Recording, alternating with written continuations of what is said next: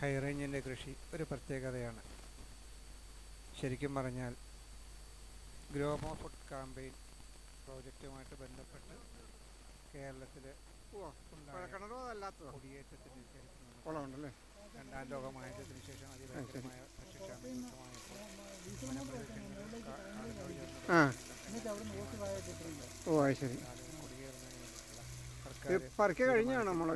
ഭാഗമായി ആളുകൾ കുടിയേറിയിരുന്നു.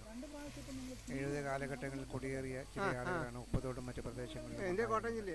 അതിൽ തന്നെ 16-ാം ഘട്ടത്തിനോട് ചേർന്ന് നടക്കുന്ന ഉപ്പുതോട്, അതുപോലെ രാജമുടി, നിങ്ങളുടെ സ്ഥലത്തും പേര് നാട്ടിലെ പെരുന്താനം. അത് ഇടുക്കിയിലെ അങ്ങേ മൂല. കുടിയേറ്റക്കാരുടെ ശേഷക്കാരാണ് ഇന്ന് നമ്മുടെ ജീവിക്കുന്നത്. 75-80 വർഷം പഴക്കമുള്ള കൃഷിത്തോട്ടങ്ങളാണ് അധികവും. ആദ്യമേ അവിടെയുള്ള മരങ്ങൾ വെട്ടിത്തിൽ ചില കൃഷികൾ നടത്തിയിരുന്നുവെങ്കിൽ ആദായകരമല്ലാത്ത പല കൃഷികളും മാറി മാറി ചെയ്ത് ഇന്ന് കൃഷിക്കാരുടെ കൊടിയും കൊക്കോയും മറ്റും കൃഷിക്ക് വഴിമാറിക്കൊടുത്തു. രോഗങ്ങൾ വന്നതുമൂലം കൊടിക്കൃഷി ആദായകരമല്ലാതായി തീർന്നു. അതുപോലെ തന്നെയാണ് വിലയുടെ ഏറ്റക്കുറച്ചിലും. ഏലം വെച്ചവർക്ക് ശരിയായ വില കിട്ടാതെ, കൊക്കോ വെച്ചവർക്ക് കൊക്കോയ്ക്ക് പിന്നെ ആദായം ഒന്നിടവിട്ട വർഷങ്ങളിലായിരിക്കും, വിലയും അതുപോലെ തോന്നിയതായിരിക്കും. കുരുമുളക് കൊടി മാത്രമാണ് പിന്നെ അവശേഷിച്ചിരുന്ന 40എങ്കിലും കർഷകന് ആശ്വാസം ഉണ്ടായിരുന്നു.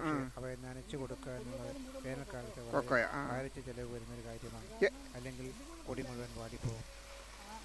വേണ്ട രീതിയിൽ അതിൻ്റെ ഉൽപ്പാദനം കിട്ടുകയുമില്ല. ഈ വിഷമതകളൊക്കെ വെച്ചും ഓരോ കർഷകനും ഇത്തരം കാര്യങ്ങൾ ചെയ്യുന്നുണ്ട്. ഫീസും മറ്റുമൊക്കെ വാങ്ങിച്ചു വെച്ചാലും മറ്റുമൊക്കെ വെള്ളം സംഭരിച്ച് അവരുടെ കൃഷിത്തോട്ടങ്ങൾ നനയ്ക്കുന്നു. നല്ല വലിപ്പമുള്ള കൃഷിയിലെ നൂതന മാറ്റങ്ങൾ വന്നിരിക്കുന്നു. കരിമണ്ടയൊക്കെ മാറി പന്നീർ വണ്ണിന് വഴിതെളിക്കും. കൂടാതെ തനത് ഇനങ്ങളായിട്ടുള്ള ധാരാളം കുരുമുളക് വള്ളികളും അവർ വികസിപ്പിച്ചെടുത്തിട്ടുണ്ട്. കുരുമുളക് കയറ്റി വെട്ടുന്ന മുരുക്കും കാലുകൾ മുരുക്കിന് കേടുവന്നിരിക്കുന്നു. അതുപോലെ തന്നെ പുതിയതായി നമുക്ക് കാണാൻ പറ്റാത്ത തരത്തിൽ മണ്ണിനടിയിൽ വേരുകളിലായിരിക്കും ആക്രമിക്കുക. ഇത്തരം കീടബാധകളും അതുപോലെ ഒഴിയാബാധകളായിരിക്കുന്ന മറ്റു പ്രശ്നങ്ങളും എല്ലാം തരണം ചെയ്ത് വേണം ഒരു കർഷകനോട് ജീവിക്കാൻ. ഒരു പക്ഷേ അവൻ ആദായം എടുക്കുന്നതിന് വേണ്ടി ചെലവഴിക്കുന്ന പണത്തിൻ്റെ വളരെ കുറച്ചൊരു അംശം മാത്രമേ അവൻ്റെ ആദായത്തിൽ നിന്ന് വെച്ച് കിട്ടുകയുള്ളൂ. അതുകൊണ്ട് തന്നെ കൃഷി എപ്പോഴും നഷ്ടമാണ് എന്ന് പറയുന്നത് ഇത് വെറുതെയല്ല. ഓരോ കൃഷിയും ആദായകരമാകുന്ന നമ്മുടെ കാര്യങ്ങൾ രാജ്യത്തില്ല. സമ്പത്ത് നശിക്കുന്നു, അവൻ്റെ ആരോഗ്യം നശിക്കുന്നു, ഒപ്പം അവൻ്റെ കടബാധ്യത വർദ്ധിക്കുകയും ചെയ്യുന്നു. പണ്ടൊക്കെ എനിക്ക് 2 മക്കൾ, ഒരു മകളും ഒരു മകനും. ബാങ്കുകളിൽ നിന്നുള്ള ലോണുകളും മറ്റുമൊക്കെ കിട്ടുമായിരുന്നു. സർവീസ് സഹകരണ ബാങ്കുകളിൽ നിന്നുള്ള ലോണുകളായിരുന്നു അവർക്ക് ആശ്രയമായിരുന്നത്. കൊക്കോ കൃഷി കുരുമുളക് മാറി കൊക്കോയിലേക്ക് വന്നിരിക്കുന്നു. കൊക്കോയ്ക്ക് കാര്യമായ ആദായമില്ല. ഒരു കാലത്ത് നല്ല വിലയുണ്ടായിരുന്നു, പിന്നെ അതിൻ്റെ വില കുറയുമ്പോൾ കൊക്കോ വെട്ടിക്കളയും, എന്നിട്ട് മറ്റ് കൃഷികൾ ചെയ്യും. പക്ഷേ കൊക്കോയും ആദായകരമായ ധാരാളം വിളവ് കിട്ടുന്ന മുന്തിയ ഇനം കൊക്കോ വേണമെന്ന് നമുക്ക് കൃഷി ചെയ്യാവുന്നതാണ്. പക്ഷേ അതിനെക്കുറിച്ച് കാര്യം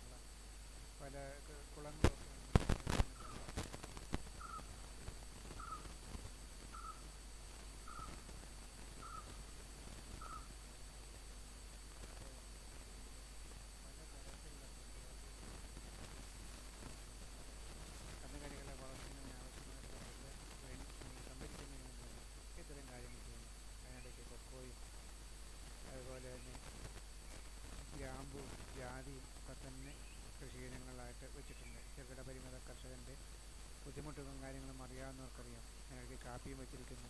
കാപ്പി കാര്യമായിട്ടുള്ള ആദായം കിട്ടുന്നില്ല എങ്കിൽ പോലും കാപ്പി കൃഷിയും ഇവിടെ നടത്തുന്നുണ്ട്. അത് നല്ല നിലയിൽ കൃഷി ചെയ്യാൻ പറ്റുന്ന തരത്തിലല്ല. അത് ഗ്രാമ്പുവിൻ്റെയോ ജാതിയുടെയോ അല്ലെങ്കിൽ കൊക്കോയുടെയോ അല്ലെങ്കിൽ ഏലത്തിൻ്റെ ഇടയിലൊക്കെ ഇടവിളയായിട്ടാണ് കൃഷി നടത്തുന്നത്.